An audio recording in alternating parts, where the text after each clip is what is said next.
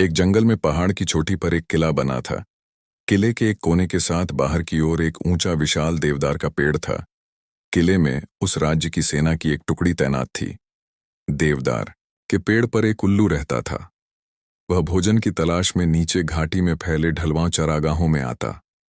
चरागाहों की लंबी घास व झाड़ियों में कई छोटे मोटे जीव व कीट पतंगे मिलते, जिन्हें उल्लू अपना भोजन बनाता।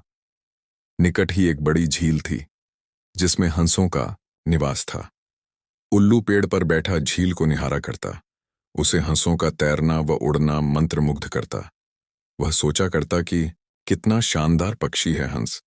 एकदम दूध सा सफेद गुलगुला शरीर, सुराहीदार गर्दन, सुंदर मुख व तेजस्वी आंखें।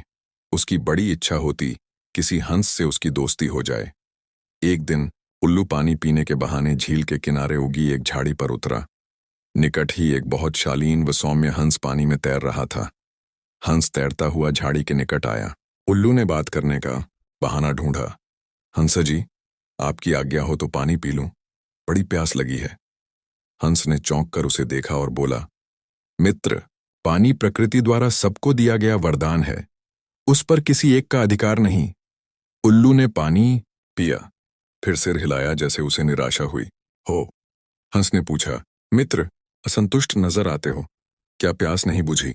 उल्लू ने कहा, हे हंस, पानी की प्यास तो बुझ गई, पर आपकी बातों से मुझे ऐसा लगा कि आप नीति व ज्ञान के सागर हैं। मुझ में उसकी प्यास जग गई है, वह कैसे बुझेगी? हंस मुस्कुराया, मित्र, आप कभी भी यहाँ आ सकते हैं, हम बातें करेंगे। इस प्रकार मैं जो जानता हूं वह आपका हो जाएगा, और मैं भी आपसे कुछ सीखूंगा। इसके पश्चात हंस व उल्लू रोज मिलने लगे। एक दिन हंस ने उल्लू को बता दिया कि वह वास्तव में हंसों का राजा हंसराज है।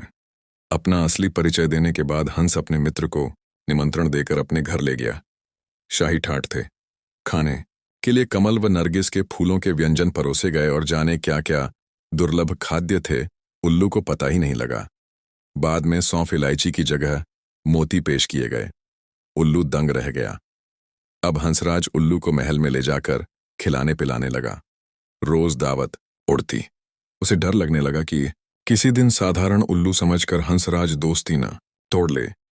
इसलिए स्वयं को हंसराज की बराबरी का बनाए रखने के लिए उसने झूठ मूठ कह दिया कि वह भी उल्लुओं का राजा उल्लूक राज है। झूठ कहने के बाद उल्लू को लगा कि उसका भी फर्ज बनता है कि हंसराज को अपने घर बुलाए। एक दिन उल्लू ने दुर्ग के भीतर होने वाली गतिविधियों को गौर से देखा, और उसके दिमाग में एक युक्ति आई। उसने दुर्ग की बातों को खूब ध्यान से समझा, सैनिकों के कार्यक्रम नोट किए। फिर वह चला हंस के पास। जब वह झील पर पहुंचा, तब हंसराज कुछ हंसनियों के साथ जल में तैर रहा था।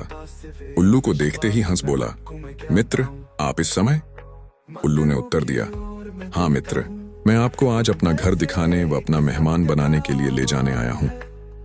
मैं कई बार आपका मेहमान बना हूं, मुझे भी सेवा का मौका दें। हंस ने टालना चाहा, मित्र, इतनी जल्दी क्या है, फिर कभी चलेंगे। उल्लू ने कहा, आज तो आपको लिए बिना नहीं जाऊंगा। हंसराज को उल्लू के साथ जाना ही पड़ा। पहाड़ की चोटी पर बने किले की ओर इशारा कर उल्लू उड़ते उड़ते बोला, वह मेरा किला है। हंस बड़ा प्रभावित हुआ। वे दोनों जब उल्लू के आवास वाले पेड़ पर उतरे तो किले के सैनिकों की परेड शुरू होने वाली थी। दो सैनिक बुर्ज पर बिगुल बजाने लगे। उल्लू दुर्ग के सैनिकों के दैनिक कार्यक्रम को याद कर चुका था, इसीलिए ठीक समय पर हंसराज को ले आया था। उल्लू बोला, देखो मित्र, आपके स्वागत में मेरे सैनिक बिगुल बजा रहे हैं। उसके बाद मेरी सेना परेड और सलामी देकर आपको सम्मानित करेगी। नित्य की तरह परेड हुई और झंडे को सलामी दी गई। हंस समझा, सचमुच उसी के लिए यह सब हो रहा है। अतः हंस ने गदगद होकर कहा, धन्य है मित्र, आप तो एक शूरवीर राजा की भांति राज कर रहे हैं। उल्लू ने हंसराज पर रोब डाला, मैंने अपने सैनिकों को आदेश दिया है कि जब तक मेरे परम मित्र राजा हंसराज मेरे अतिथि हैं, तब तक इसी प्रकार रोज बिगुल बजे व सैनिकों की परेड निकले। उल्लू को पता था कि सैनिकों का यह रोज का काम है, दैनिक नियम है। हंस को उल्लू ने फल, अखरोट व बनफशा के फूल खिलाए। उनको वह पहले ही जमा कर चुका था। भोजन का महत्व नहीं रह गया। सैनिकों की परेड का जादू अपना काम कर चुका था। हंसराज के दिल में उल्लू मित्र के लिए बहुत सम्मान पैदा हो चुका था। उधर सैनिक टुकड़ी को वहां से कूच करने के आदेश मिल चुके थे। दूसरे दिन सैनिक अपना सामान समेट कर जाने लगे तो हंस ने कहा, मित्र, देखो आपके सैनिक आपकी आज्ञा लिए बिना कहीं जा रहे हैं।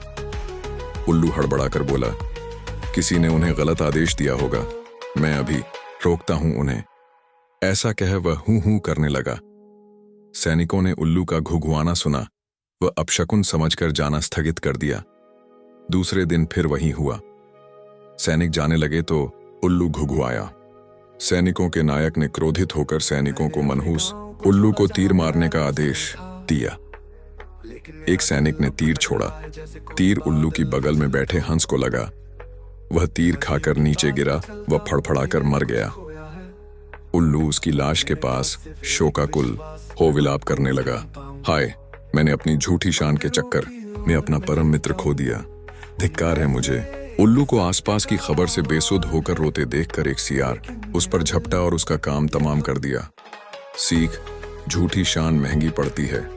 कभी झूठी शान के चक्कर में न पड़ें।